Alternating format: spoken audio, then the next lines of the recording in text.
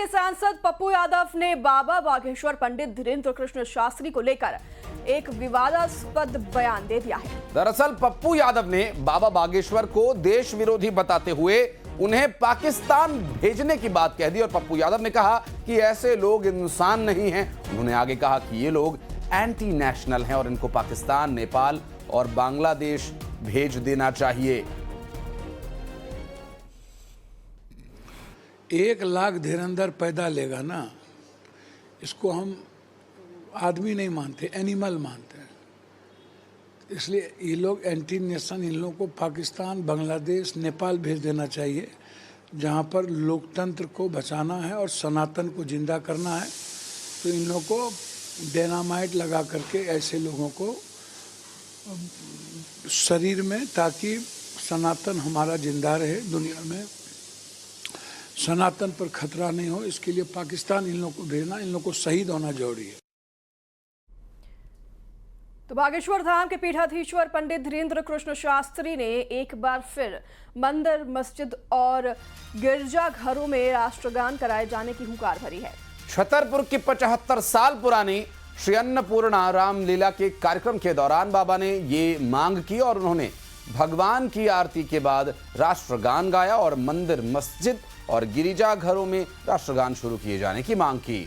वहीं बाबा ने कहा कि धर्म शक्ति और धर्म भक्ति के साथ साथ देश में देश की भक्ति की जरूरत है और देशभक्ति होनी चाहिए।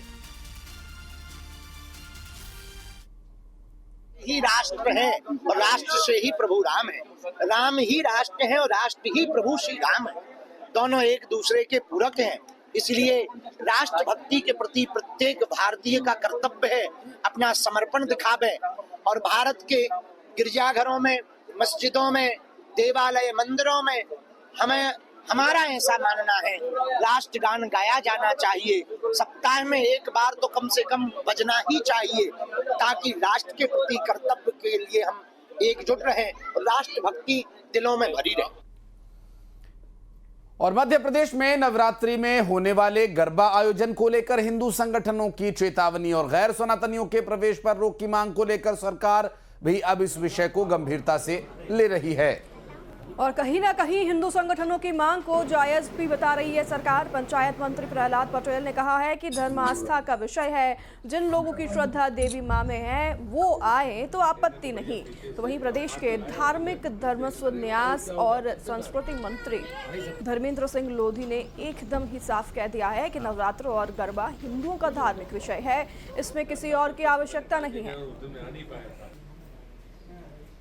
मुझे लगता है कि संस्कार और संस्कृति अपनी एक अलग पहचान है, उसमें कोई श्रद्धा के साथ आए तो कोई समस्या नहीं है, लेकिन जो वातावरण बना हुआ है उस वातावरण में इवेंट की तरह नहीं हो सकता। मुझे लगता है एक श्रद्धा भाव से गरबा का आयोजन होना चाहिए और भाव तब पैदा हो सकता है जब आप भगवती के प्रति अपनी आस्था रखें। ये नवरात्रि का पर्व हिंदुओं का त्यौहार है और इसमें गरबा जैसे महोत्सव हिंदुओं के त्यौहार को गरिमा प्रदान करने का काम करते हैं। तो मुझे नहीं लगता कि इसमें किसी और धर्मावलंबी के प्रवेश की आवश्यकता है।